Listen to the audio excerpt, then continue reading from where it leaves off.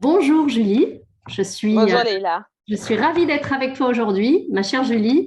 Tout d'abord, j'aimerais présenter rapidement Femmes et Diversité. Je suis donc Leïla Oujdat, fondatrice de Femmes et Diversité, une association qui œuvre pour changer le regard sur la place des femmes et de la diversité dans notre société à travers l'image. Un film documentaire sur la transmission de l'identité plurielle à travers les femmes, des rencontres mensuelles littéraires et une collection de portraits de femmes inspirantes que j'ai appelée Paroles de femmes. Paroles de femmes, c'est une collection qui présente ces femmes qui font bouger les lignes, qui osent sortir de leur zone de confort et qui partagent avec nous leurs défis, leurs réussites et les leçons qu'elles souhaitent transmettre. À mon sens, c'est l'envie, le courage et la résilience qui dessinent nos trajectoires de vie. J'aimerais vous présenter aujourd'hui Julie Dénès, qui est éditrice, écrivaine et prête-plume. Elle nous raconte le chemin qui l'a amenée à l'écriture, à cette voie initiatique qui l'a obligée à aller à la rencontre de ses blessures, à écrire la profondeur de ses mots. Alors, on pourra écrire mots avec un X ou avec un T. Merci Julie d'avoir accepté notre invitation. Alors, j'aimerais commencer par ce qui t'a amené à l'écriture finalement. Ah. Alors, c'est toujours assez bateau, mais véritablement, moi, j'ai appris à écrire et lire toute seule, si tu veux. Donc, c'était en grande section, je crois. Et j'adorais ça. C'est pas pour ça que je lisais véritablement, parce que j'étais pas quelqu'un qui allait manger les livres, pas du tout. Mais c'était le fait d'apprendre que je trouvais assez extraordinaire. Et en CE1, j'ai écrit mes premières poésies. Donc, je suis née de la poésie. C'est pour ça que tu vois, ta phronésie derrière toi, il y a de la poésie chez Mindset de Rachida Belkacem, voilà, qui est un recueil juste extraordinaire. Ouais. Et, euh, et si tu veux, euh, j'ai commencé par la poésie que j'ai inventée moi-même pour ma maman, hein, parce que voilà, souvent les mots viennent du cœur aussi. J'ai sorti mon premier recueil, pas sorti, assemblé mon premier recueil en CM2. Et ensuite, si tu veux, comme l'éducation nationale ne m'a pas dit, Julie, en fait, tu peux vivre de l'écriture, c'est un vrai métier et il y en a même plusieurs métiers où tu peux t'éclater dans ta passion parce qu'on sent que c'est quand même la fibre qui est là. Hein. Eh bien, j'ai choisi le droit parce que j'avais aussi soif de justice, tu vois, un peu militante bretonne, revendicatrice, etc. Donc, j'ai choisi le droit, qui est une très, très bonne école, justement, hein, pour la plume, parce que là, on est dans la rigueur du verbe. Un mot veut dire un mot, il ne veut pas dire le contraire. Hein, et puis, on lit dans plusieurs sens. Donc, c'est vraiment une école voilà, que je remercie parce que je n'aurais pas cette écriture si je n'étais pas passée par là. Et de toute façon, tout est toujours parfait dans le parcours. Hein. Oui. Et en 2017, je rencontre Yves Michalon, paix à son âme, puisqu'il est mort cette année. Et j'avais écrit une bafouille dans un roman, etc. Vraiment une préface toute petite, tu vois. Et je le rencontrais dans un cadre complètement en dehors. Jamais je me t'ai dit, tiens, je vais lui glisser un truc. J'étais vraiment en dehors de ça. C'était un cadre vraiment bien déterminé. Et il m'a vu arriver, j'avais peu de temps en plus, et puis il m'a attrapé le bras, il m'a dit: «Ah, c'est vous, Julie Ténès, vous écrivez bien, mais vous écrivez peu». Et là, tu as un choix à faire. Tu peux te dire: «C'est OK, super». Alors là, vraiment, la gratification de la vie, mais j'aime ce que je suis en train de faire, et cetera. Et j'accepte, c'est cool. Soit tu dis: «Bah, saisis l'opportunité, propose-lui quelque chose». C'est voilà, c'est un signe ou pas, mais tu le prends comme tu veux. Voilà, tout est toujours parfait, que tu fasses ou non, quoi. Et ce qui s'est passé, c'est que j'ai ouvert mon ordinateur. J'étais déjà à Sartrouville à l'époque. Et je me suis dit, mais qu'est-ce que je vais lui raconter? Et là, ouf, tout est sorti, mais pendant, j'ai dû écrire 15 jours. Je travaillais à côté, hein, j'étais juriste, hein, donc je travaillais, j'écrivais et une poule sur un mur et qui est mon premier livre à être sorti, en août 2017, donc la même année, hein. Il n'était pas dans le catalogue, il était nulle part, il débarquait chez Michalon, et je lui ai envoyé comme ça et il m'a dit, OK, bon, il était très surpris parce qu'il m'avait rencontré dans un autre cadre et il me dit: «Mais qu'est-ce que tu veux en faire?» Je dis: «Bah, je sais pas, ça pourrait peut-être aider une ou 2 femmes voilà, c'est d'avoir des messages ou des choses un peu, voilà, juste de libérer une parole». J'étais très, très loin vraiment d'imaginer l'impact que ça aurait C'était sur quel et donc sujet? C'est sur quel pardon? sujet? Une poule sur un mur, c'est sur les violences conjugales. Hmm. Donc c'est vraiment, c'est un livre qui est, Souvent, on me dit, comme tu le disais, que je suis prête plume, et puis on me dit, tiens, j'aimerais bien lire un de tes livres pour voir comment tu écris. Ça ne sert à rien, c'est Mm. complètement inutile. Parce que déjà, en tant que prête plume, je vais prendre ta plume, et si tu lis une poule sur un mur, tu risques d'être légèrement dérangé, et la plume est d'une brutalité sans fioriture, sans nom, parce que c'est pas le sujet. Je suis pas là pour faire du lyrisme, je suis pas là pour faire des tournures de phrases. Je suis là pour te dire la brutalité des choses et comment les choses s'installent. Bon, voilà, et voilà, le premier livre est sorti comme ça. Et en 2019, j'ai sorti le deuxième qui s'appelle Décharge mentale aussi chez Michalon. Et ensuite, pareil, il m'a donné c'était le script d'un documentaire. Il m'a dit, oh, je ne sais pas trop ce qu'on va en faire. Est-ce que tu peux regarder? Regarde le docu, regarde le script, voir si on peut faire un livre ou quelque chose. Et comme moi, je me sens toujours capable de tout. Je n'ai pas vraiment de limite, si tu veux, dans ce genre de choses. Je me dis, même si je ne sais pas faire, je vais trouver un moyen de le faire. Donc, j'ai pris. Et c'est comme ça que ma première expérience de prête-plume véritable commandée par une maison d'édition est née. Et là, en tant que juriste, je me suis dit, oui, mais j'ai quel statut? Je suis payée comment? Tu vois, heureusement, j'ai tu vois, cette Structure. gamberge-là. Ouais. Et j'ai créé mon auto-entreprise. Ça, c'était vraiment le tout début, c'était 2019. Et après, j'ai accompagné beaucoup de personnes qui sont en atelier ou en tant que prête-plume. Mais voilà, le début, c'est toute petite, et les premiers vers, c'est pour ma maman sur les petites cartes de fête des mères.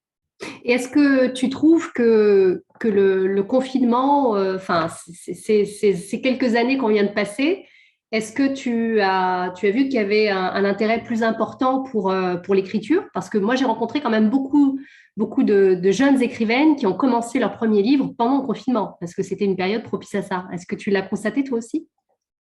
Euh, alors, je ne sais pas si je pourrais constater ça comme ça. Ce que je vois, c'est qu'il y a une véritablement, parce que je crois de manière globale, c'est ce qui nous était demandé aussi, c'est de rentrer en soi et de faire notre propre introspection. Mm. Ce que certains ont fait, ce que d'autres n'ont pas fait, et c'est OK. Et ceux qui sont allés chercher à l'intérieur, évidemment, une fois qu'on trouve des choses, on a envie de les extérioriser. Il y a plusieurs manières. On peut se mettre à la peinture, à la musique, on peut faire ce qu'on veut, hein. On a toutes les possibilités du monde. Et c'est vrai que l'écriture, j'ai reçu des manuscrits où on me disait ça a été commencé pendant le confinement, ou j'ai terminé pendant le confinement, parce qu'on avait toutes ces amplitudes horaires où ben, qu'est-ce que tu fais enfermé chez toi et à l'intérieur de toi? Qu'est-ce que tu en fais? Mm. Absolument. Alors, selon toi, en quoi est-ce que l'écriture est thérapeutique? L'écriture est thérapeutique, tu sais pourquoi? Parce qu'en fait, moi, j'ai très vite appris à écrire. Je me suis rendu compte de ça récemment, hein. C'est parce que j'étais incapable d'exprimer à l'oral mes émotions. C'est-à-dire que dès que tu rentrais dans les motifs, déjà toute petite, parce que j'étais brimée, hein, fallait pas pleurer, fallait pas machin, j'en veux à personne, hein, l'éducation est telle qu'elle est, c'est complètement OK. Mais même à l'école, hein, tu pleurais, on disait: «Oh, la pissouse, machin», donc tu te prenais des colibets dans la figure, c'était pas très agréable. Donc tu essayais de garder à l'intérieur, et moi j'écrivais, alors je me souviens, j'ai retrouvé un papier l'autre jour, j'avais écrit un poème pour dire à ma mère et à mes parents que j'avais eu une mauvaise note. Je crois que c'était un 14/20, c'est pour te dire la mauvaise note en plus, hein, je devais être en primaire. Et j'ai fait tout un poème pour leur expliquer que machin, que truc, tu vois, et en vers et tout, le truc qui calait.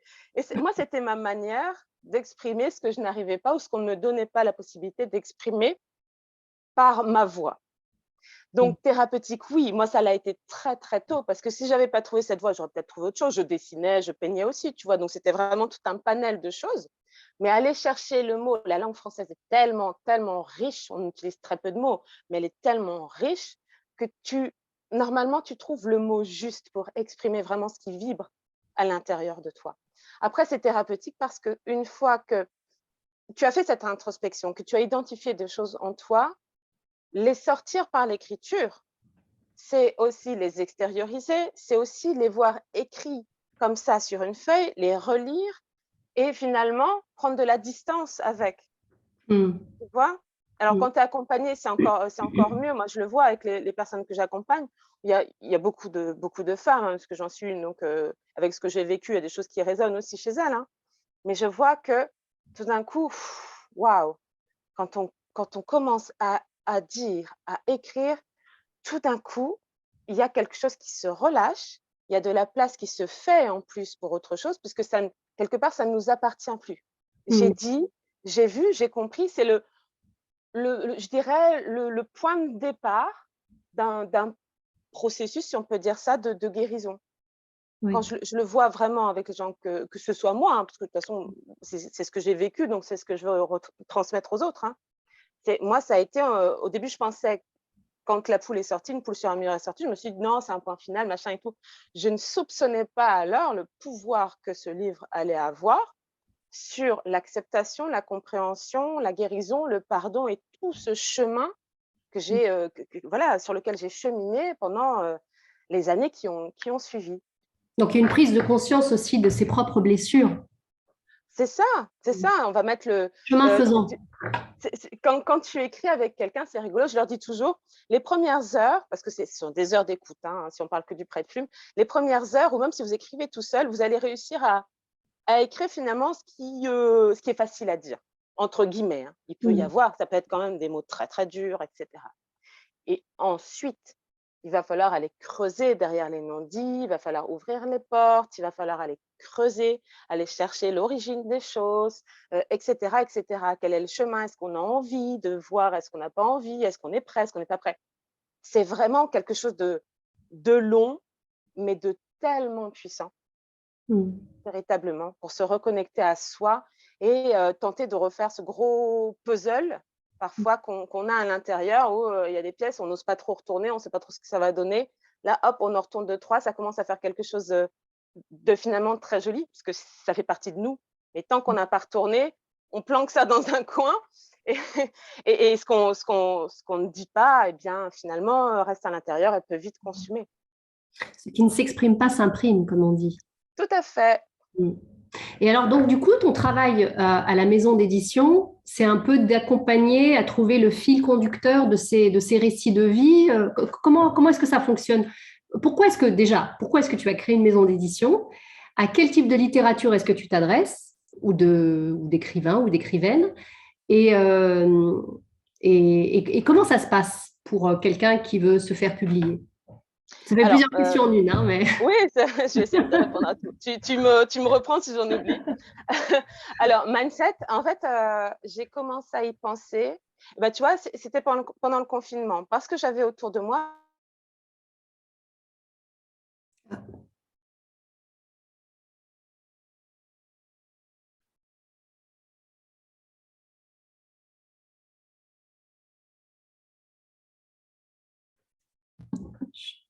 suis.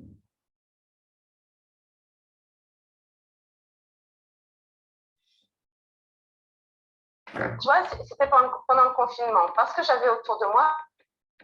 Je crois qu'on va arrêter.